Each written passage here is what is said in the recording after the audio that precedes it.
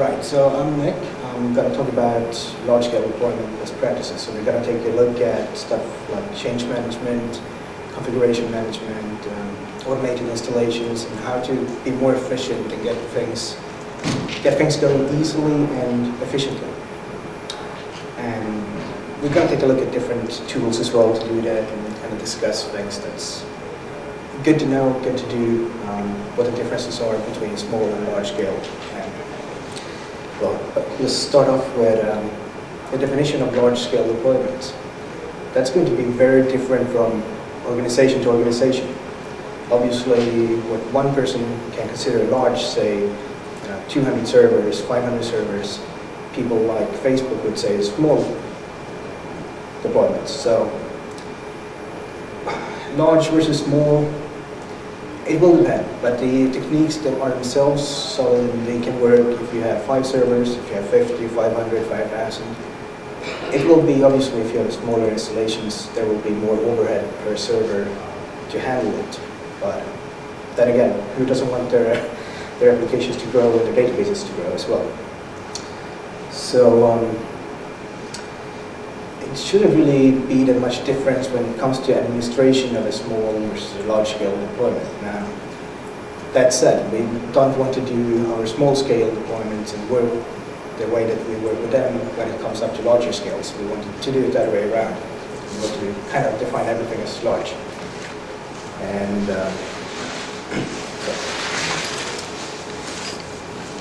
And as I said, it has to be efficient. We have to be efficient when we actually deploy servers, when we install them, when we get them up and running, when we populate the data. Everything has to be as streamlined as possible, because the goal is to be able to manage a lot of servers with very few DBAs. There isn't too many MySQL DBAs in the world anyway. So we want to do it as good as we can. And part of that is making administration very easy, as I said up here. And what it comes down to is we want to be able to push out changes centrally. We want to make it very straightforward to do changes, to check things, make sure everything is running the correct versions, group up servers in the way it's supposed to be grouped. And it's kind of coming up here to the start, where we're talking about building servers.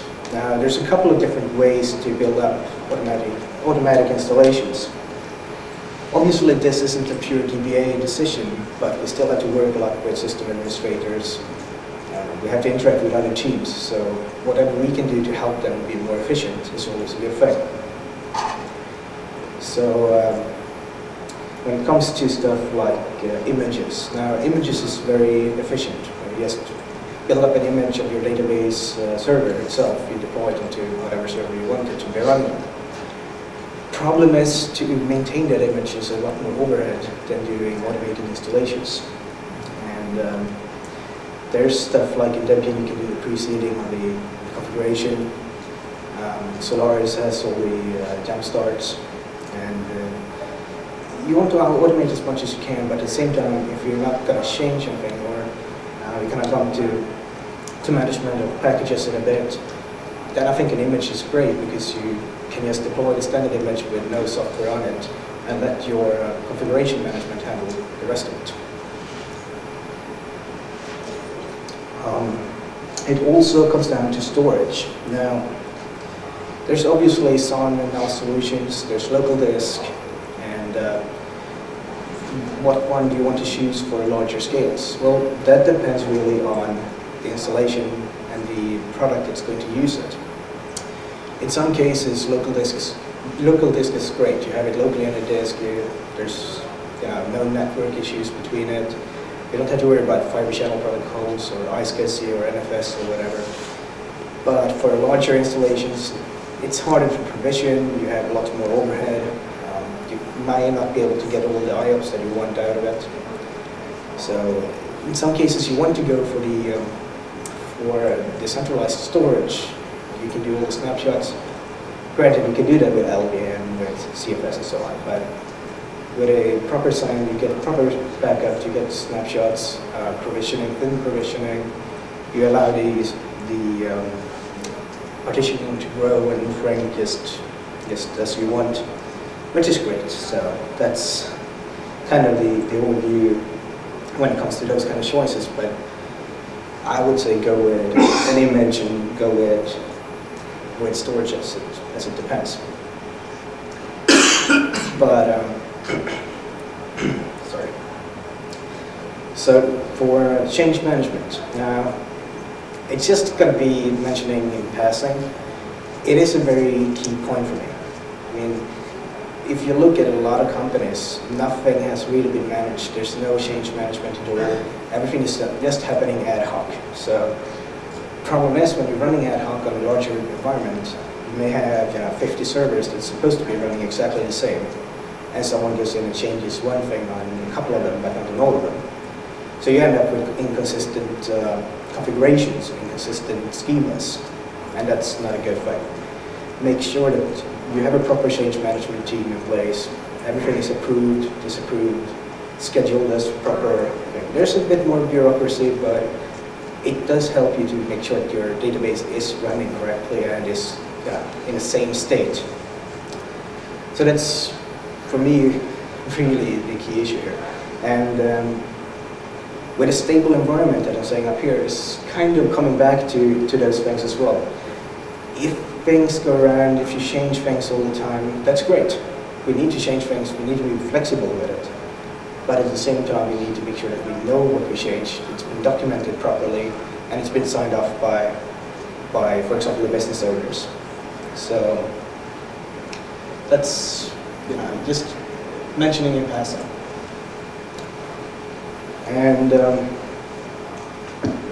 sorry.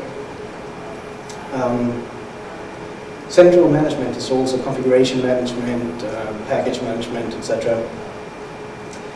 And there's lots of ways of doing it. There's obviously stuff like Puppet, stuff like CF Engine. You can even use, in some cases, CDS, SVN, whatever. Make sure that you have revision copies, that you have a central place for your things, to have everything easily accessible. So I'm going to take a look at a couple of them. I'm going to look at CF Engine specific just briefly as well, kind of explain capabilities and what you can do with those kind of tools. In addition, has anyone ever thought about, do we treat our configuration changes the same as if for some reason we want to run SQL, we want to change wait timeout, for example. So how would you do that if you have 2,000 servers, or if you have 500 servers? How do you run one command over all of them without really logging in everywhere and being upset with the overhead of doing that? That would be quite annoying.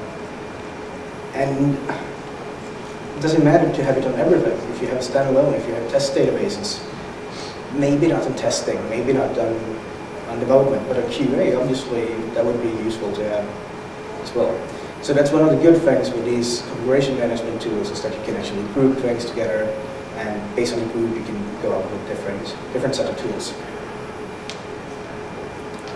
We're also going to take a look at monitoring, which is pretty straightforward, but at the same time you can run into problems with load, with capacity issues. So as I said, there's a whole bunch of different configuration management tools. One of the ones I prefer is CF Engine, but there's also Puppet, there's Pict, there's a whole bunch of them. So you need to kind of understand which one you want. It depends a bit on your environment. Some of them doesn't work on Windows, for example. Puppet doesn't work on Windows. CF Engine does. So if you have Windows, that's something to keep in mind as well. The most popular one, it's either Puppet or CF Engine. Puppet is kind of a bit more, it's a bit different, to put it in a nice way. But I would say CF Engine. So we're basically going to take a look at just very quick, one small tiny piece of configuration for each, where we make sure that we have a specific version of MySQL installed on all the servers within specific groups. Very simple, very good. But I think this is kind of the core, for me at least, of deploying a large scale, managing a larger scale of servers, is to have centralized tools and make sure that everything is kept up to date and we actually have that accounting for changes. So one of the good things with this is that they can control what kind of processes is running, configurations, they can control packages, so you can install and upgrade via them. Now, of course, if you run an upgrade, you push that over all your SQL servers, you might run into a problem if you're using, like in this example here, RPM, where you can actually shut down MySQL, and you don't want to do that on all your servers at the same time. So there is a couple of issues with it as well, but that can always be changed so that your RPMs, you own your own RPMs and change the installation procedures. But yeah, so let's just take a look at this. Yeah, sorry, that was not the slide I expected, but I think that works. Yes, so as we were saying here, we can do configurations, we can do packages. This is just CF Engine. You can check file permissions, you can upload files, you can make sure that your MyCNF is always being synced every whatever minute, and have the right permissions on those files, etc. And if someone does any changes things without having approved change management, for example, and that would just be overwritten, since you wouldn't have put it into the authority repository. So that's kind of, again, it's the key what you can do with those kind of things. So let's just take a bit of an example. I will admit it's not my example, so let's take a look here. So what this does, it's a very simple, I don't know if anyone is using CF Engine in here. Okay. So then you're familiar with this kind of setup. Good. So you can correct me if I'm wrong as well. Right, so in this case we have set up a control for packages, so we can make sure what's being installed. It's a basic installation, we're using RPM for it, so we provide the paths to RPM, in this case Yum as well. And we have a couple of different other packages here, so I have to twist my head to the left. But on the packages, you have Any, which is all hosts. All hosts is being monitored or being managed by CF Engine in this case, will have autoconf installed. Just an example, you can put in whatever packages you want in there. And then I set up two different groups of servers. So I could just call them Project 1, Project 2, because I need to separate them somehow.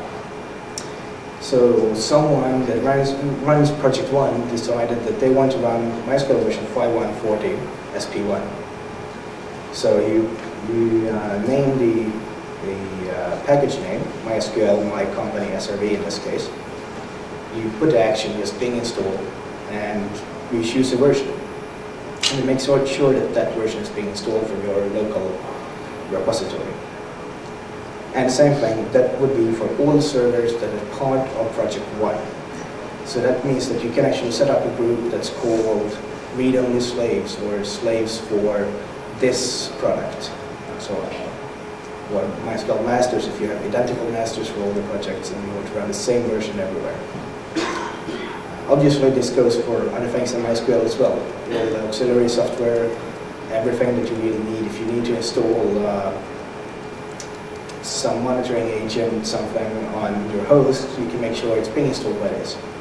And it's coming back to the fact that if we have an image installed, that means that we can have a bare image with almost nothing on it. Just make sure it's been configured correctly in terms of IP coming up. And then give access to CF Engine to it, and it will actually install the RPMs that you need to run. So we'll kind of come back to post-installation in a bit. But again here, Project 2 installs the same thing but a different version. So you can change that. Now if you were to change the version, say that we want to run 5.1.99 for whatever reason, we can update this config and it would actually go out and update servers. And that's where we would have to change so it doesn't do it automatically, because you would shut down all the servers, and in that project that would be quite bad. So Puppet, which is the other large one, it's very similar. It has pretty much the same capabilities. It has a little bit more, it's going a bit lower level as well, but not that much. Slightly lower level, but yeah. So the similar configuration would be, again, not my example, I don't use Puppet myself actually, but I create a class, and that class in this case includes MySQL Server and MySQL Shared, 2 RPM packages, and we also go into this exit thing. So when this comes up, when this string that set MySQL Server with password comes up on one of the 2 subscribed packages, on the first installation, they refresh only. So it's only when it's an installation. Then if our MySQL admin status does not work fine, then we actually go in and set the default root password. So it's for the first time installation, for example. And then the problem is that this is just now a class, which is kind of off on the left side, but okay. Yes, this is just a class. Now the class is to be added to nodes, node groups, to be able to be deployed out, but at least we have the class itself. So it's very simple. Obviously, as I said, this can be extended to other things. You can extend it to configuration files, passwords, other packages, running processes. You can schedule, basically like a crontab, you can schedule to run this script, to run this job every minute, every 5 minutes. That can be handled as well. But I don't know, I mean, maybe I'm alone, but sometimes I need to run, as I said, change wait timeout on a couple hundred servers. Now, I do it in an easy way. That's why I'm saying quick and dirty. It's really easy. It's maybe not, whatever standards compliant, but so what I have is usually I have one server, a couple of servers, for example, management servers, something that has access to the other machines with public key authentication. So what I just basically do is the very simple for loop. So I have lists automatically created based on discoveries and so on that contains server names or IPs, but server names is usually what I go with. And basically for every machine, I go in and run this command. It's, as I said, it's not really the most sophisticated way of doing it, but in the pinch it's very quick, it's very efficient, and you know that it's being done on all the servers. But I like it for some reason. I'm not quite sure why. So you said you know it's being done on all the servers. Does it come back saying server 22 out of 50 did not get it? Someone pulled the plug by mistake? Right. Not in this specific example, but what I would do, I would just do in front of MySQL-u, I would do an echo-n machine, semicolon, and then do this one. So then you would get like the server name, and then if it comes back with server offline, you would see server and then unable to connect. So you would know if there's probably a grep for errors, a grep for anything that's not empty, for example. It's very easy to just script around it. You can make it print okay if you wanted to do that as well. So it works. It's quite efficient when you just need to do something quickly to handle it. So monitoring. Monitoring is fine. I've basically only seen monitoring issues a couple of times. Normally that comes up to delays. It comes up with, for example, Nagia is taking too long to complete checks because it's not running it parallel enough. It's creating too much load. So what usually happens is that after those 5 minutes or 10 minutes has passed, you're still stuck and actually you're starting a new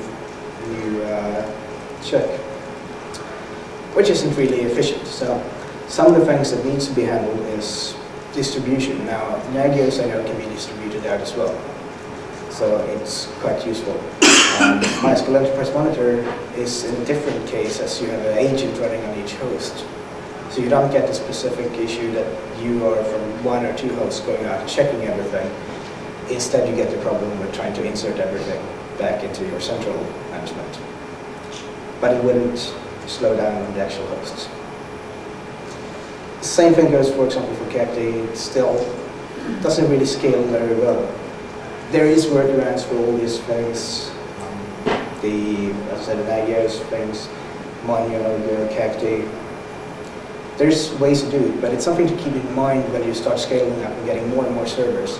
What you had that worked fine at 100 servers might not work so fine at 2,000 servers. Something to absolutely keep in mind, and it's a bit of a big deal. Yes? Good question. For large deployments, do you suggest having multiple instances of Kafka or Nagios or whatever? Or is it better to have one instance which runs across all servers? Right, so what I've been doing, and this is just the way I normally do it, is I have several instances. Especially of Nagios, I split it up into whatever and add a subset of checks. Either I run so that each Nagios instance does a couple of hosts, or I do it so that each Nagios instance does a couple of checks. That's how I do it. Yes? Is that better, or is distributed Nagios monitoring better? You said you actually had multiple instances of Nagios running. Right. Are they separate instances, or were they like not connected to each other? Right, so Nagios has the callbacks it can call back to a central server as well, with whatever response it got from other servers. So you can have pretty much work your Nagios go back to one. What kind of latencies were you seeing in Nagios? On a heavily loaded Nagios bar? Everything from a lot to way too much. So, but I mean, it always depends on what kind of checks you're doing as well. If you're doing something that takes a bit of time, if you're talking half a second, it's not going to work very well. But if you're doing some simple checks, you should be fine quite a bit. It should be okay for some time. But I've seen some latencies up to, as I said, sometimes that when the next polling period we're supposed to start, it hadn't finished 2 months before. And that was too much for me. So I don't care too much when it comes to Nagios, for example, if I'm seeing a 1-2 minute delay. That's obviously bad, but I can live with that kind of delay if it means that I at least get the data in. Probably a bathroom break that we came up with a back. Exactly. Exactly. You go to the bathroom and when you come back the data is fine. Yes. Okay. But yes, so let's kind of skip back there.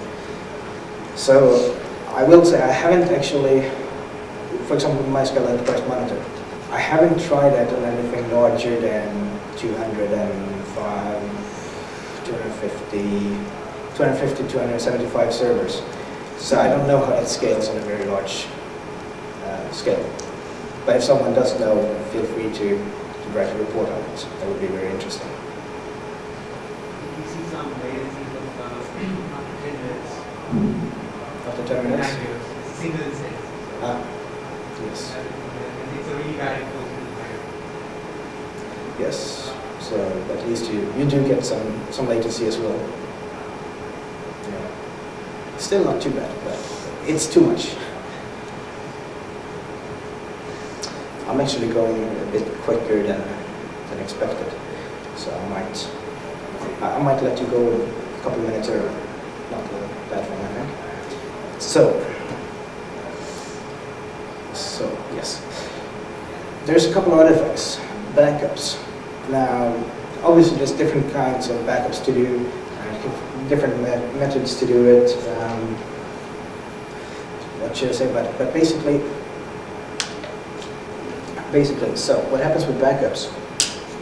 When you have a lot of servers, now it's fine to do your backup. The server might be fine with it, but where do you put your backups? You don't want to keep it on the local disk. and you want to send it off somewhere. Now, obviously, I don't expect everyone to have, for example, tape stations to all their servers. They would have to go over the network somewhere. So that would obviously be a point to remember. If you're trying to transfer X amount of 100 gigs constantly, it's going to put a bit of strain on the network, which can affect other things as well, including network cards. So it's worth to do, and also if you have a lot of servers, there's a rather large risk that those servers, some of them, will trigger off the backup at the same time, or finish it at the same time, and transfer it. Maybe not to the same storage machine, but to somewhere in the same VLAN or something that's somehow being affected. So it's worth just scheduling it properly, making sure it's running on time. So there's also stuff like access control. I have a bit of a, we're going to go into a little bit more detail on it, but that's one of the things I really miss in MySQL is for example, LDAP or Active Directory authentication. That would be very useful. Just because it's not, I don't like the fact that you have separate users for every server. It's not really the way I want to do things, at least not when it's coming up to scale. But coming back to the whole storage, for example, if you have a failure of a host or an instance on a host, it has to be dealt with somehow. Now, there's obviously several ways to achieve high availability. I'm not going to go into those, it's not really part of this talk, but one of the ways that's very efficient and very quick to do, if you're having a lot of servers, that means you're also going to have a couple servers spares. You might have another 20 servers something laying around in case of emergencies. And if you then have your standardized installations, you boot it up, and if you have it on a network mount or on a SON, mount that one up, start the server, and move a virtual IP over there. So you're up and running right away again. But that means that you don't have your data on local disk. If you had it on local disk, you wouldn't be able to do that. You would be stuck with either restoring from backup, waiting for the server to come back online. Now we're talking about actually hardware failures. We're not talking about software failures, etc. So it's worth thinking about the storage itself. Where does your database live? Obviously, having it on local disk, as we said, is good. You get your, say, 1,000 IOPS something, unless you're using SSD or flash. But if you're using the centralized system, you can get more IOPS, a bit higher latency, but you also get more flexibility. You can move it around more, you can mount it wherever you want it. It's more flexible in a larger deployment. But you also have to keep in mind what happens when, if you have a couple of filers, what happens when that one filer goes down? Can you afford to lose everything that's on it for a couple of seconds while it switches over to the failover? So, just quickly going back to when we actually set up a server. Now, obviously we don't do this, but once sysadmin has done it, once CF Engine has set it up, whatever, it has to be populated with data. An empty database is no good. So there's a couple of different ways of doing it. I mean, if you have it automated, you can have it automate saying during your installation, you can say install server database 800 and then just say which role it's supposed to have or which project it's a part of. And it would actually load up a backup from that, latest backup from that specific project, from that product, and be able to catch up by itself. Report back to you when your Nagios or then says that okay, replication lag is 0, it's all looking fine, buffer pool is 1, etc. And you just add it into production. So you can automate the whole building up the slave itself as well, which means you don't have to spend any time on watching it until you get that alert that it's up and running or that it's failed. So that works quite well. I'm actually in the process of testing it out, but I don't have that in production today.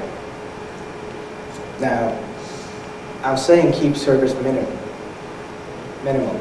but it's not really a big deal. I mean, again, it depends on your scale.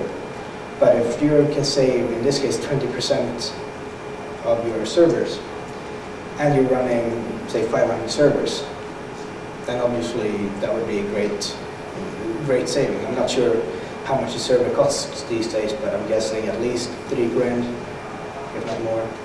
So what, $300,000 savings? Well, savings, postponed expenses, I guess.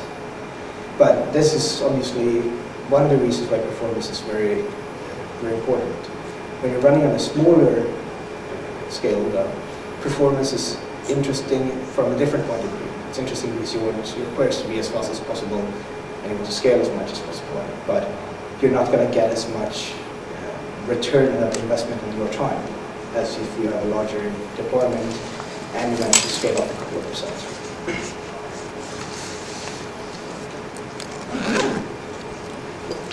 So, as we're saying here, when it comes down to access control, now there's a couple of different ways. I mean, I don't want people to have access to the databases. I don't want them to have access to the physical servers. I don't really want them to have access at all except through MySQL. But unfortunately, you need system admins needs it, DBAs needs it. Some support teams might need it as well. So one of the things that I've been doing and what I'm seeing as well is obviously LDAP implementations, which is efficient, it works, as long as it's up and running. It's when it's up and running that it's less fun. Active Directory, if you're a Windows shop, that's, well, you can do it. You can do it. I don't like Windows too much, but it's possible. Same with NIS, and it just works. But the key is to actually make sure that when you install that server the first time, when sysadmins does it, it's supposed to be in that group that it takes care of automating which users has access to it, who can access it, how can they access it. MySQL, however, that's very limited. We have to make sure that user account is there by default, which means that we need to make sure that we have all the user accounts that we need in either our image or in our RPM or in the post-installation of that RPM after it's been installed by CF Engine. We need to automatically deploy that. We need to make sure that everything is set properly. So, just one more thing about CF Engine before I flip over to pretty much the last slide. Since it can do MyCNF, it's a very good place to make sure that you have coherent implementations of your configuration file across all your servers that are identical. And that's something that I see a lot of people don't really care about it. They maybe have MyCNF in, say, CBS, in SVN, they maybe have something in there. But far from everyone doesn't. Most people that I've seen actually rely on being able to copy it from a different machine. And that's not really too efficient, is it? It's better just to have it automated, have it properly controlled as well with the revisions. So, yeah, exactly, last slide. So maintenance, which is the last part here. When it comes to maintenance, there's obviously a couple of ways to do it. You'll usually have, I mean, you can have a larger deployment with just single masters or a master and a slave. That's absolutely possible, but a lot of times it's sharded out and you have a bunch of different slaves on each shard. And that's really great. It's really great because it makes it easy for you to do your maintenance. So we'll kind of come back to that when it comes down to the disable part, but I'll do the load balancing first. How do you make sure that your database is being handled properly? How do you know that they're not taking traffic when they're not supposed to? So there's obviously load balancers, there's application logic to put into it, there's virtual IPs, there's DNS run robin. Not really all that work that well. But this one would depend on the actual corporate implementation that you do have. I'd like to some extent the load balancers and the application logic, either or. But either way, it has to be able to be automated, which the load balancer does great. Can you actually disable parts of your applications to do the maintenance? If you have something that's running on 10 different core modules within the application, can you disable it for a couple of seconds, for example, to do a master switch? So that's kind of important as well. It's more about the availability part than it is on the scalability, but it goes hand in hand. That's same thing with, as I was saying, with the NFS stuff, that you can actually shut down one server, bring it up on another one, but with a different host, different physical host with the same database in a matter of seconds. So by shifting the servers around, you can actually free up resources where needed. You can shut down one rack and move the traffic over to a different rack without actually disturbing your application. It's very efficient, it's very quick to do, it doesn't really cost anything. It's, in terms of time, it doesn't really cost anything. It's very, very good to do. And especially when you do have a lot of servers, you will have server failures. And you will have hardware failures, network failures, you will run into corruption on your database, etc. And it's good to be able to quickly move traffic around. Same thing with storage that I was saying. That's what happens when you lose a file, or what happens when you lose a couple of disks and the server goes down because of lost failure. So, high availability. We kind of already touched a bit on it. I'm not going to do much on it. I'm just going to say that with high availability, obviously, you need to think about it. But if you have the proper storage setup, if you have proper automated installations, if you have proper monitoring, proper change management, configuration management, the high availability will be very easy to implement because you will know that all your servers are, in that case, identical. It will be easy to, for example, just switch over if you're running master-master. You will know that they are the same. Now, there might be it if you do it manually as well, but you won't know it for sure. So, if you just kind of think about the configuration, think about the changes, you will be sure about just the state of your databases. And that's kind of what I wanted. So, did I miss anything? Were there any questions? Do you have a preference over hardware versus software-based load balancing? I personally prefer, sorry. So I've been using both. Now latest I've been using software with direct routing. I'm not a fan of software-based load balancing. I prefer hardware-based. It's not as much a software versus hardware for me. It's the fact that I know if I have a hardware load balancer and something happens with it, I know I have an identical one, for example, where I can have a company supporting that one coming out right away. So that's more my decision between hardware and software. So have you tried any of the VM images that are coming out now? You can get VM images with the software with load balancers, like F5 has a VM image.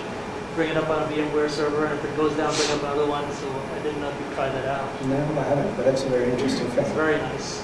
That one is something I'll have to check out. Yeah, free for 90 days. That's perfect. I'll absolutely have to check that one out. Yes? Have you used DRBD for high availability? Which one? The DRBD. DRBD. Yes, but it's been a while.